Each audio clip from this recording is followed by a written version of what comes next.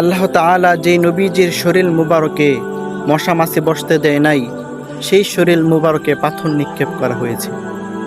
যে নবীজি জমিন থেকে জান্নাত পর্যন্ত হাত বাড়াইতে পারতেন, সেই নবীজি না খেয়ে পেট মুবারকে পাথর বেঁধে রেখেছিলেন। যে নবীজি রাস্তা দিয়ে হেঁটে যাওয়ার সময় গাছপালা ঝুঁকে যাইত, সেই নবীজিকে খেজুর বাগানে কাজ করতে হয়েছে।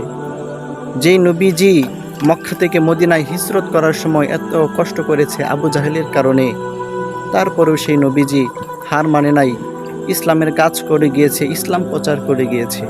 আমরা কতই না ভাগ্যবান সেই নবীজির উম্মত হতে পেরেছি।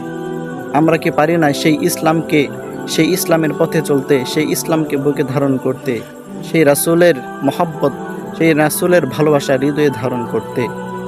এই ভিডিওটা শেয়ার করে দেন, যেন অন্যরাও রাসূলের মহব্বত নিজের দিলের মধ্যে পয়দা করতে পারে, ইসলামের পথে চলতে পারে। আমিন।